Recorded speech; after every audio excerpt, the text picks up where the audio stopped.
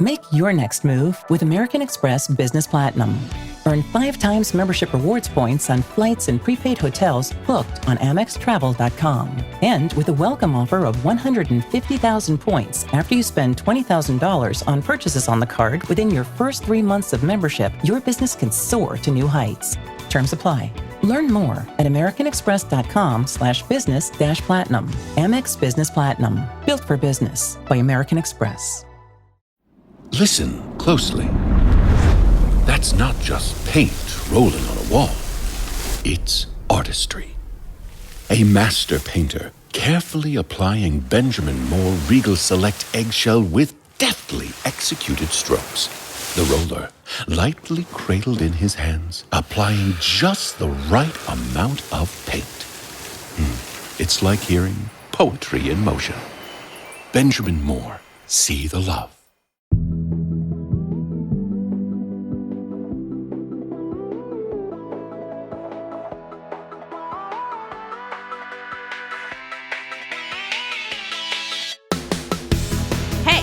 Candice Lim. And I'm Kate Lindsay, and you're listening to ICYMI. In case you missed it. Slate's podcast about internet culture.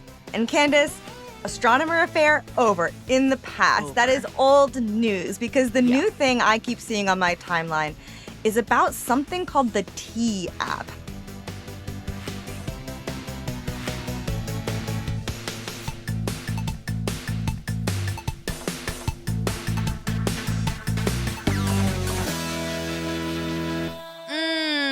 Yeah, I'm hearing that it beat ChatGPT as the most downloaded app on the App Store, which I take as a victory.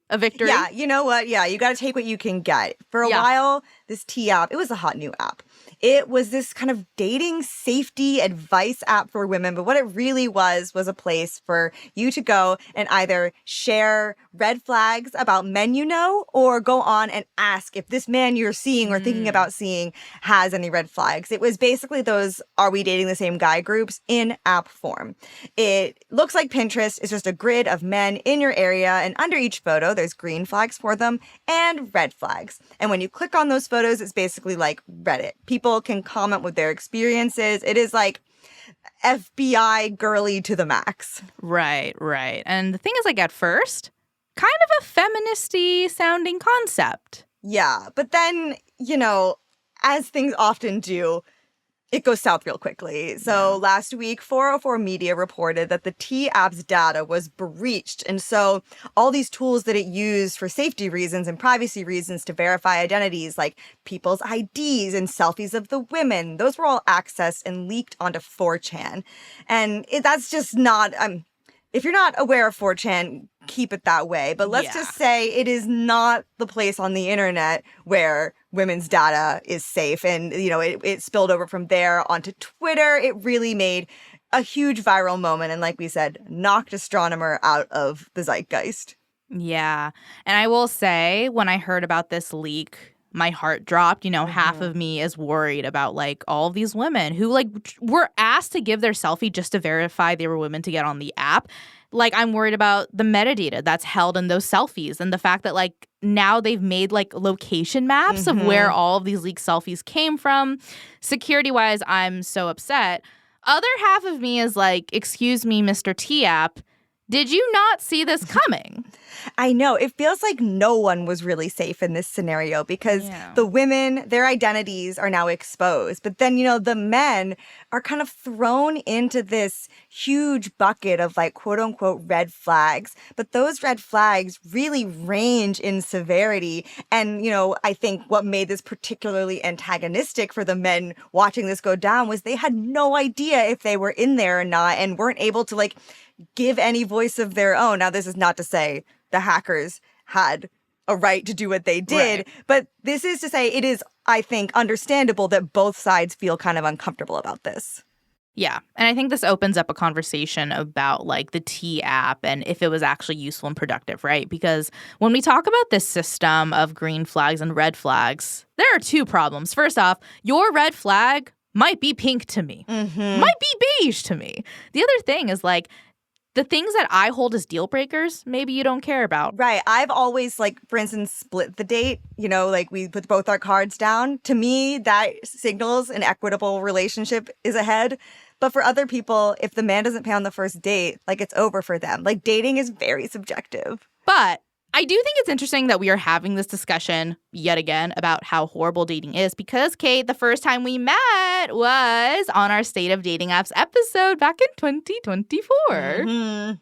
I know. It is so funny that this was ever a beat of mine because I have not been in these trenches for quite some time. And let me tell you, I am horrified. Yeah. I am a horrified lurker. And that's why, to sort of help us have this conversation, today we're bringing in writer Magdalene Taylor to talk about the T-App scandal and why Whisper networks can't seem to work online.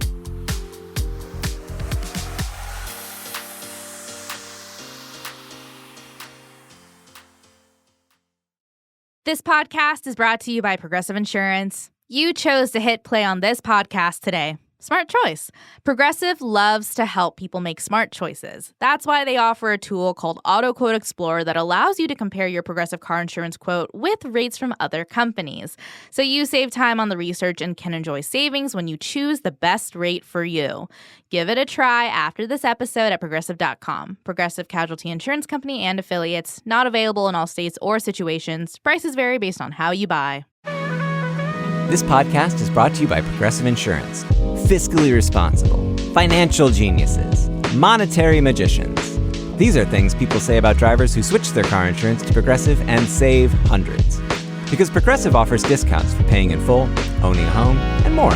Plus, you can count on their great customer service to help you when you need it, so your dollar goes a long way. Visit Progressive.com to see if you could save on car insurance. Progressive Casualty Insurance Company and affiliates. Potential savings will vary. Not available in all states and situations.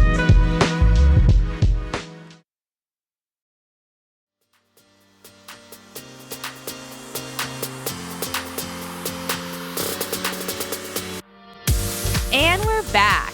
Here to help us dive into the T-App and the hellscape that is dating on and offline is Magdalene Taylor. She's a writer and critic focusing on sex and culture. She is also senior editor at Playboy magazine. Magdalene, welcome to the show. Hi, thank you so much for having me. We're so excited to have you. Now, this is your first time here. Therefore, we have to ask you the question we ask all first-time guests, which is, what is your first internet memory? Okay, so I know that I played a lot of games on the internet. Like I must have been playing Neopets or something. But the first concrete memory that comes to mind is a time that I made my father search Fallout Boy on like the Yahoo homepage. Yeah.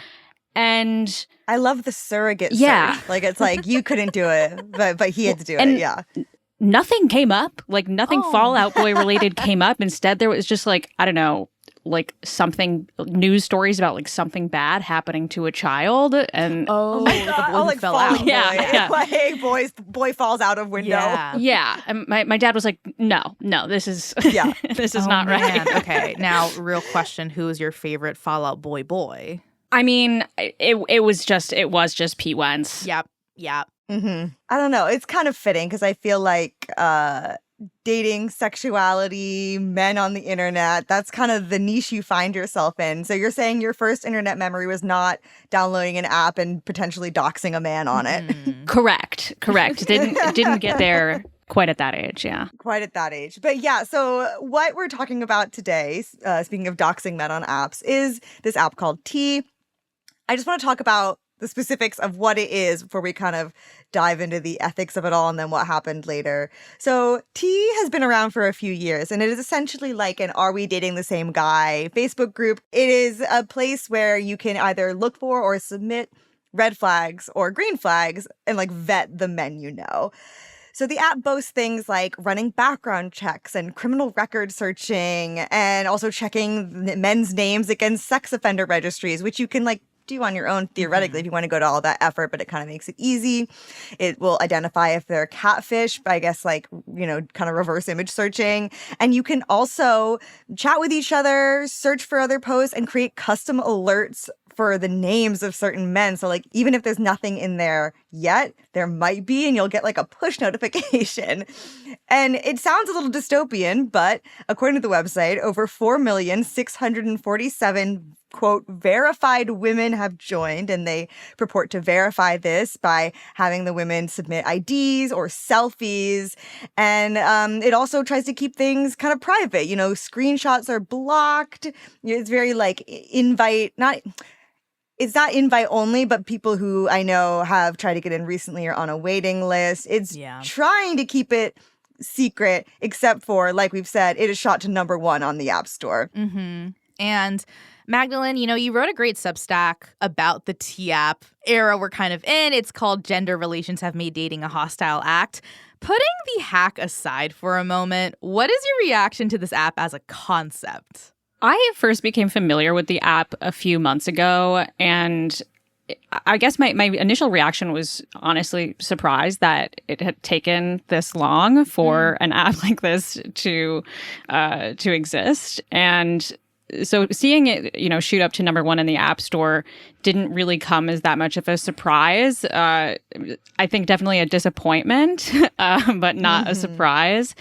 I think that it speaks to an instinct that people have been leaning into a lot over the last couple of years with, you know, Facebook groups like Are We Dating the Same Guy? And all of like the viral stories about West Elm Caleb. And I think, you know, we can even draw a parallel to the more recent Coldplay Jumbotron narrative of we really want to uncover every possible detail of a person's life, especially if we're romantically involved with them. But then I think there's also something that the T app really specializes in is that we are also very interested in other people's gossip, even when it's not relevant to our own lives.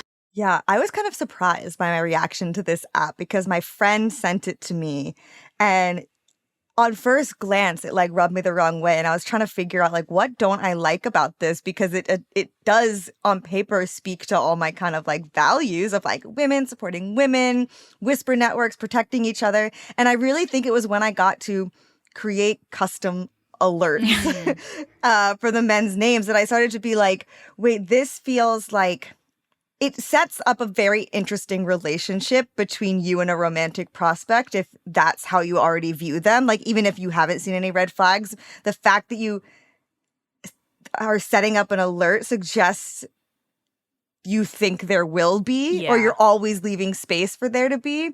And this is something you kind of talk about in your piece that I really liked, was breaking down that the goal in dating is not to form a connection or even have fun. You write, it's to avoid the possibility of embarrassment, which I think really stuck with me because it changes, you know, we already talked about a lot how dating apps have kind of gamified dating. But this fear of embarrassment with dating shows that it's really not about a one-on-one relationship anymore. It is about like your relationship versus the rest of the world in the public spotlight.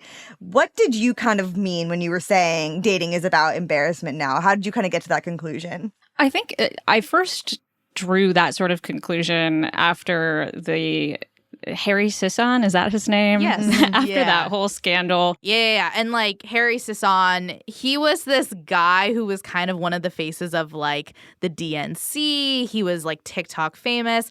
And he kind of got into hot water because he claimed to not have a roster, but 11 women came out and said that he was Snapchatting all of them, that he claimed to be in like exclusive relationships with all of them, but clearly they didn't know of each other. That became a whole like Snapchat scandal. Yeah, exactly. I think that a lot of the women who were coming forward and saying that they had been talking to him or sexting with him or whatever, I kind of got the sense that it wasn't so much to, I don't know, warn other women of this happening, but more so to redeem themselves from the embarrassment of the whole situation. That, you know, it turns out that this person that they thought they had a connection with was doing this with a lot of other people. And it is upsetting and embarrassing. And I think it's totally natural for these women to feel the way that they felt. But it kind of demonstrated to me that the reason we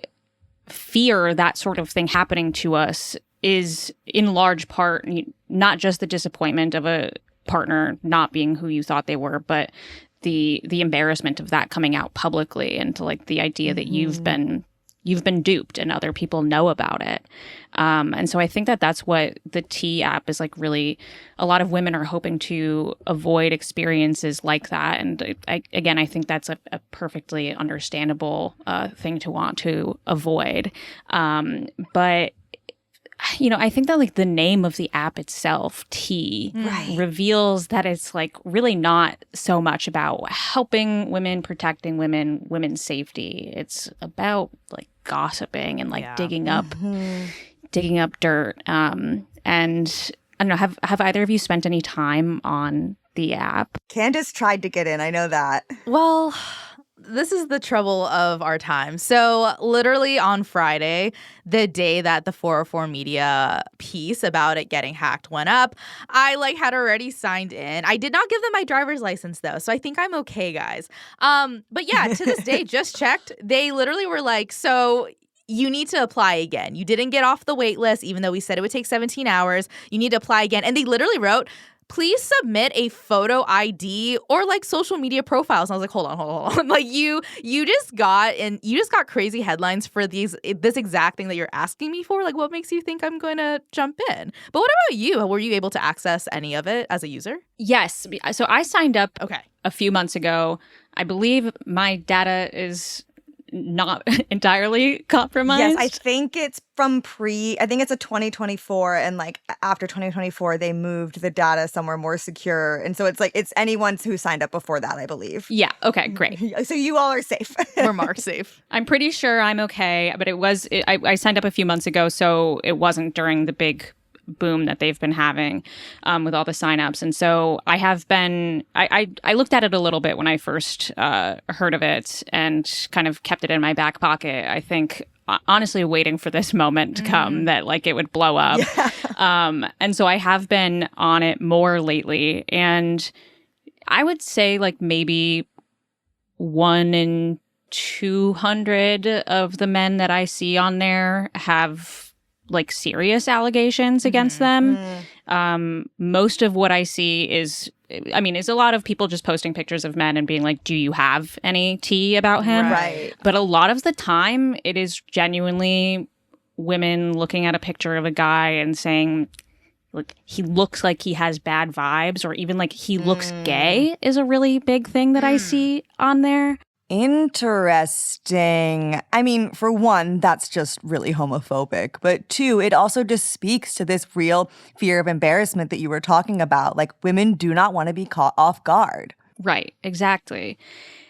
And so, yeah, I don't really know where that leaves us. But sometimes the emotion goes beyond just embarrassment. Like, tea or are we dating the same guy Facebook groups.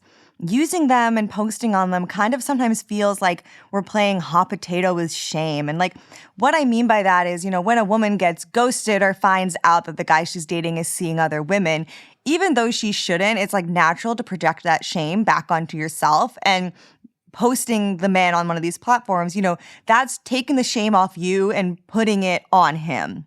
And that's another thing I really liked about your piece, because this idea that places like the T app are necessary for dating now end up kind of creating this inherent almost assumption going into a relationship with someone that the other person has definitely done something bad and you're just waiting for that other shoe to drop. And I guess it really doesn't signal a lot of faith in that possible relationship either. And I would say, I don't know, that feels like the era we're in now, at least for women dating men. Like, all the choices are bad.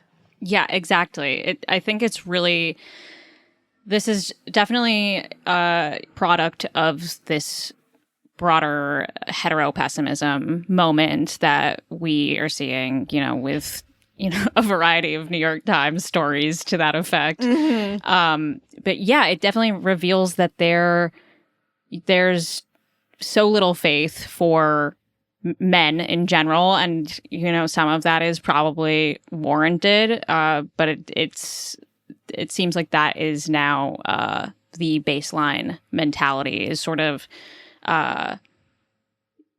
it's kind of, the T app is sort of like women are looking for any reason not to date a man or form a relationship with him. That's sort of, I think, like the baseline attitude right now is finding a way out of it. I don't know. Yeah. I mean, maybe the concept we are circling is something that was mentioned in this New York Times essay. It's called The Trouble with Wanting Men. It came out in July. And it basically couples that idea of like waiting for the red flag, looking for the red flag, and this like general antagonism about dating men.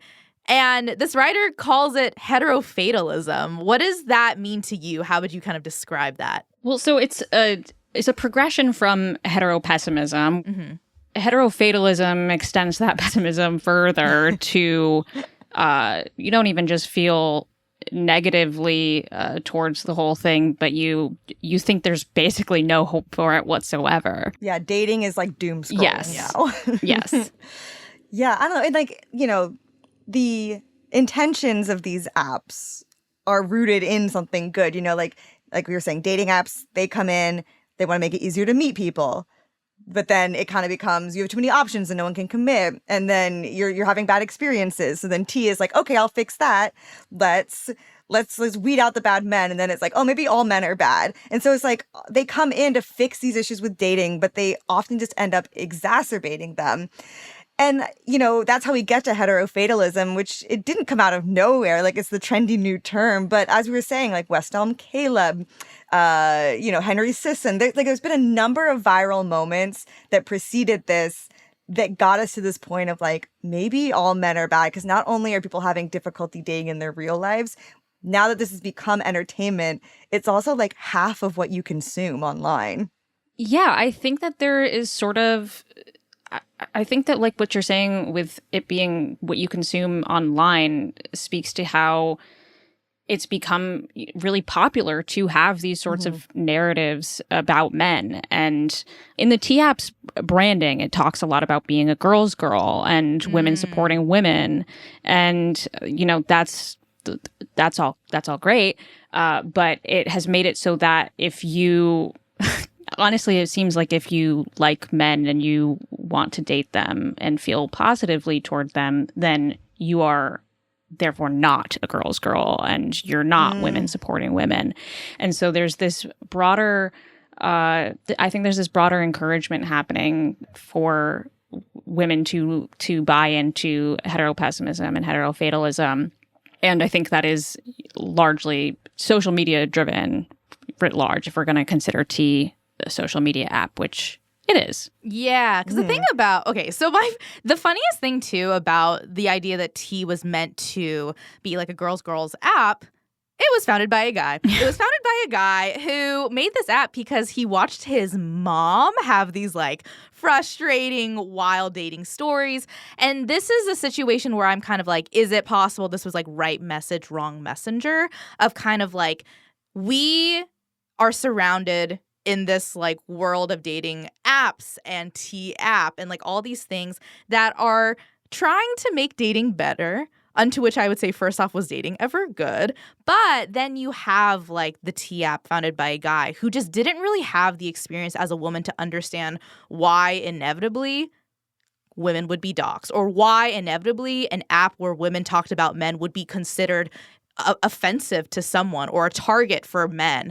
And I think that blind spot is now so sad because I think we've seen this before. And I mean, you wrote about this, you called it the digital dating panopticon. What do you think that means? Like, how do you think that kind of talks about this moment now? Well, I think it's part of that, like the popularity of moralism right now that you were talking about, Kate, where people feel like there's this like moral imperative to observe everybody else's behavior, judge and punish other people's behavior online. And, you know, for the sake of, it's kind of also part of like the whole girls girl thing. Like if you see a guy, you know, deleting an app from his phone, you need to make a TikTok about it and warn the hypothetical person who could be his wife or whatever. Yeah. That is exactly what I was going to bring up. The thing of like, I see these all the time. Like it's someone filming themselves at a restaurant table and there's like clearly a guy in the background and their caption is just like, hey, if this is your boyfriend he was talking talking about like he was going to go crazy while you're gone. Not even cheat on you. This is one I saw recently. Just that he was going to go like a little crazy. And it's like, we don't know what crazy means to him. Like crazy to me means like ordering food and staying up to 11. But it means something to someone else. And when we talk about the male founder, because I've been thinking about this, and we'll get into how like being a man, I think, blinded him to some of the inevitabilities of this. But I also think this sort of appification of this is also speaking to this idea of like, we have to eliminate friction in every part of our lives. And like, that's what apps are here to do. But they're depriving us of like experiences that are like supposed to be uncomfortable, not obviously huge red flag things that are on the app, but like meeting someone in person and not gelling, or meeting someone and being like, oh, I like this about a partner, but not this. And that's how I can apply that to my next relationship.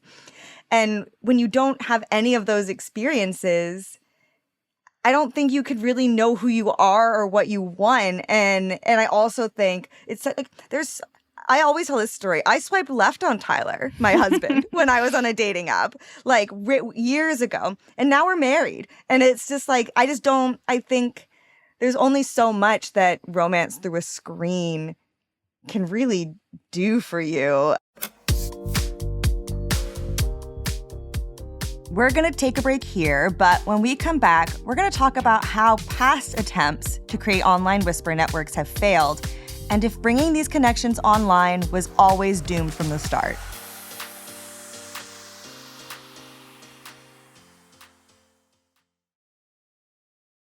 At Starbucks, we've more than doubled parental leave for full and part-time baristas, giving them up to 18 weeks of paid time off, so they can be there for early bedtimes, late nights, first laughs, and spend more time with the best company they know.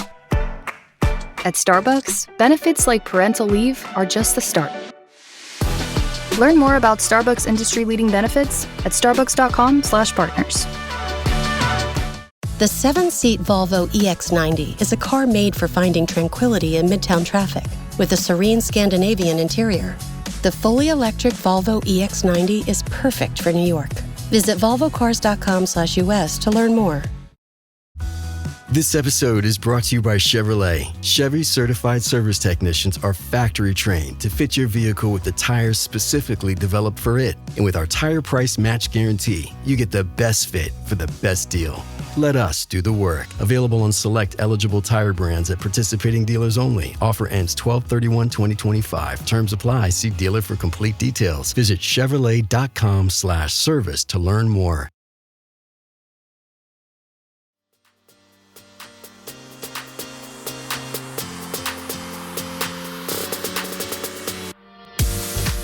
One thing that does keep coming up in this conversation that I've wanted to dedicate a bit more time to is the 2017 incident of the shitty media men list. And so I was in media at the time. I was sent this list over email when it came out. And what it was a list of men in media, where they worked and what they'd been accused of. And similar to T, it ran the gamut of like severity. It would be rape, harassment. There were like non-sexual things on there too. It really kind of ballooned into, I think, around 70 people at one point. And the impetus behind that, it was the same time the story about Harvey Weinstein broke. There was a lot of energy and desire to take that accountability and spread it throughout other industries. But Magdalene, where were you during all this? I hadn't come across you online yet. Like, how did you feel when it came out? If it was 2017, then I had not yet graduated college. I was on Twitter a bit and knew I wanted to work in media. Yeah. And so I don't know. I'm going to be honest. I think I looked at it through a pretty like juicy gossip lens of where like I felt as though this would provide so much context to the media world that I was about to enter. Yeah. But I don't believe I ever actually saw the list. It was by the time I would have been given access to it, it had been made private or whatever. And so it wasn't for years later that I ended up actually seeing the list and realizing, oh, I know some of these guys. And the severity of the allegations really varied much in the way of the T app, to where it's like, how useful is this really if we are going to put a rapist in the same label as somebody who, I don't know, slept with somebody in like a lesser position of them consensually. I found it to not, especially that I didn't see it for years later, it didn't provide me any utility. So I was very early on. I remember what apartment I was in. So I was very early on in my media career because I remember getting it over email and jumping in and just seeing, you know, the way it is on public Google things where it's like anonymous aardvark is in here or whatever, you know, like, but it was like everyone was just editing things. And I think the thing I felt was a sense of community that I hadn't really felt I shared with the other women in media because, you know, so much is online and through a screen. And it did feel really like monumental and important to have been part of it. And but similarly to what you're saying, Magdalene, my feelings about how it was handled have changed as time has gone by. And especially, you know, when I was doing research for this, it does feel like a very, especially talking about tea now with like alerts being set and all this high-tech technology, it feels very dated at this point, but also such a stepping stone for us to get here because, you know, media had the shitty media men list, but there were plenty of versions of this in other industries or, you know, the old-fashioned way, just shared word of mouth behind the scenes. Yeah, I remember there was a period of time where it was pretty popular for anonymous Twitter accounts to emerge that were very specific to, you know, a specific scene or community. There was one for the Western Mass hardcore scene where people would anonymously submit all of the bad things that many of the men in that community have done, you know, actual crimes. But then it slips into this sort of same thing of the T app where it's like, this guy ghosted me. Yeah. And so that's the difficult thing to contend with all of this, is that I feel like it's the more feminist opinion here is that like it's okay for us to admit that like some of this has not come from the right place without not being a girl's girl. Yeah. I think what we're kind of circling is, you know, all these things we're mentioning, there are whisper networks and T-App, shitty media men list, examples of how online whisper networks backfired. Magdalene, why do you think both of these whisper networks failed? Well, I mean, I think a big thing with the T-App is that it was explicitly not just to protect women from, from threats to their safety.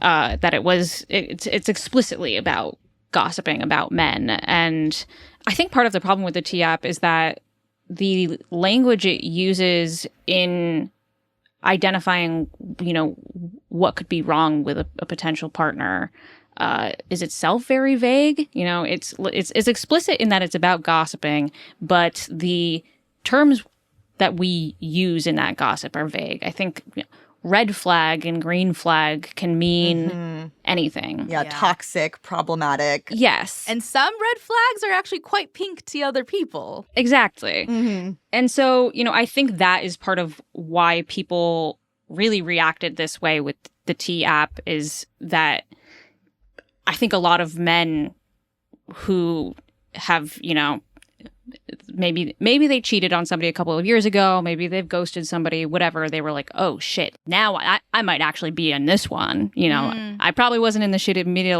men list, but I think maybe it could be on this app or something. And so I think that's a big part of why this all broke containment. You know, I think that there's probably a lot to say, like, from a cybersecurity aspect. Right. I mean, for both things, like the shitty media men list being a Google Doc that was going to get around at some point. And with the T app, I don't know a lot about cybersecurity, but they apparently did not do a very good job with that one. Right. It seems like they could have done better is what I feel safe saying. Yeah. More two-factor authentication, yeah. So basically, in both cases, the Shitty Media Men list and T to an extent become these kind of like walled gardens that the people on the outside don't know what's in it. And it's that unknown that makes it all the more like fearful and exciting. And so, you know, in the case of Shitty Media Men, eventually the full thing was published on Reddit. And then people were really trying to find out who started this, because obviously some people who were in it took issue with their inclusion. And in 2018, the creator of the list, Moira Donegan, revealed herself to be the creator in an essay on The Cup, and then she was sued for defamation by one of the men on the list, and the lawsuit settled in 2023. We are at the beginning of T's backlash story, but, you know, it may not allow screenshots. You may have to be on a wait list, but it's still number one on the App Store. It's still very public in sort of people's awareness of it. And if I'm being honest, I have to imagine banking a little bit on the sort of scintillating nature of it, the discourse it would inspire to get those downloads. And so what happens then is all of these people, especially what you're saying, Magdalene, like very, very nervous, wondering if they're on it, feeling very powerless with the fact that they're on the outside of this app, and on the inside, people are saying, you know, God knows what. There was this breach. So that's kind of, I think, the security side of it is like, you can't build up such a controversial app with the goal of protecting women and then fail to kind of consider all the ways that like the danger that women face both offline and online can manifest. So these are different situations. You know, in the case of the Shitty Media Men list, the men felt exposed. In the case of T, the women were exposed. But they both share the same kind of problem that we talked a little bit about earlier, which is this idea of like flattening. And this is something you spoke about in your essay. You know, you were saying that like the allegations about ghosting are in there with allegations about rape. Some would say that it's up to the reader to understand that one crime is less serious or more serious than the other. But what would you say is still kind of the risk of putting these all in the same bucket? It does make women more fearful without them actually being safer for having that fear. I would love if T, you know, did actually warn women against real predators. But from what I have seen in the use of the app, there are men on there who have, you can click a red flag button and it will just like identify that somebody thinks that they have a red flag, and you don't have to provide further comment. Oh, that's not great. No. But some of them, so there are some men who have a lot of red flags listed on their profiles, and the people who have commented will sometimes clarify, you know, here's the actual reasons you should be concerned and avoid this man. And then again, some of them are just, he looks ugly. He looks like he's gay. Mm-hmm. He just seems like he has bad vibes. And that's, you know, somebody on T who has 15 red flags could be next to somebody else who has 15 red flags. And those are the reasons for having those red flags are totally different. And, you know, totally different levels of concern that you should have as a woman, you know, potentially dating this person. Just really flattens it out in a way that I think makes us more fearful and does not actually protect us from violence. I think as we all kind of reckon with just like what's going to happen with T, are people going to try and sue the app for like having this crazy data breach? Do people even want to use this app knowing that it is both unsafe to be a woman dating and also to be unsafe on the app? A lot of questions we still haven't answered.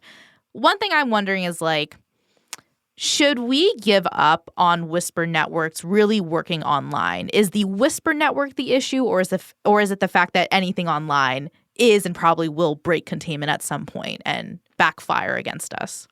Yeah, I mean, I think an obvious element to why these digital Whisper networks don't work is because there is, in fact, a large vocal set of people on the internet who do actively hate women. The reason why the T app data breach has happened is, in large part because they just simply were not secure with their data, but because vindictive men who hate women and wanted to see these women suffer for having signed up for the app, they actively went and shared this data and this information. And I think that this is sort of a tangent, but it's all just going to circle into more gender war fodder where certainly the women who signed up for T and because they feel suspicious of men in general now have more reason to feel suspicious of men in general, because a lot of the people who have been involved in this data breach and the T-Spill website where men are ranking the women based on their photos and everything like that has been so misogynistic and so nasty. It's also scary if women's IDs are now being visible. You can see their addresses. There's genuine fear and concern there. So I think that is, all that's to say, a big reason why these digital whisper networks do not work is indeed because of misogyny. And because if there is a way to breach a whisper network, I think it will be done. That was some of the strength of offline whisper networks, is that it was a bit more difficult to intentionally sabotage that as a man. Yeah, like with an actual whisper network, there's nothing discoverable. Like the whole kind of point and the effectiveness of them is that it is sort of an intangible firewall of word of mouth that, no one can, it doesn't exist in perpetuity on someone's server. It is just out there in the ether, and it's an understanding amongst women that's very powerful. But the moment you go to do it online, you're ceding some sort of control of that power. Like in the case of T, you're handing over very, very sensitive personal documents about yourselves and having to trust that a tech company is going to keep those safe. And in this case, that did not happen. And, even any platform you want to have a whisper network on, even if it's like Google Sheets, like Shitty Media Men, you are putting the trust that is safe into someone who isn't each other. Like you have to have your trust in the platform that piece of information, the area where all this is happening, is not going to be accessed by someone else. And given the ferocity and misogyny of men online, I think it's safe to not trust tech companies and platforms with that responsibility and turn that trust back towards each other. Absolutely. I mean, part of T's failure is also that, in essence, it really wasn't a whisper network. Shouting. It was actually quite loud. Yeah. If I'm getting an Instagram ad for it, it's hard to argue it's whispering.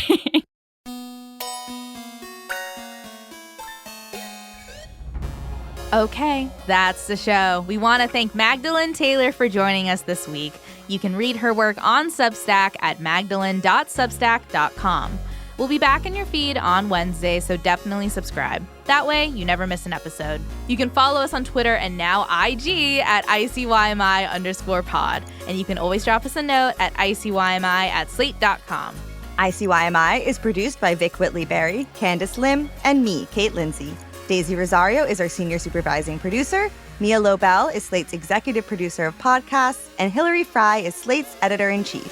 See you online. Or on the Fall Out Boy Wikipedia page.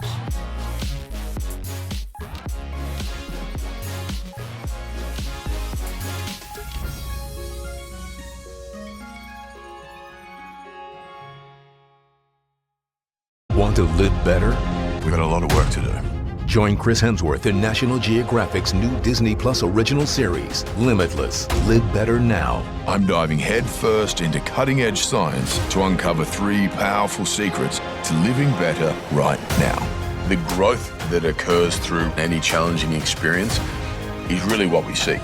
Chris Hemsworth stars in Limitless. Live better now. Now streaming on Disney Plus and Hulu. It's showtime.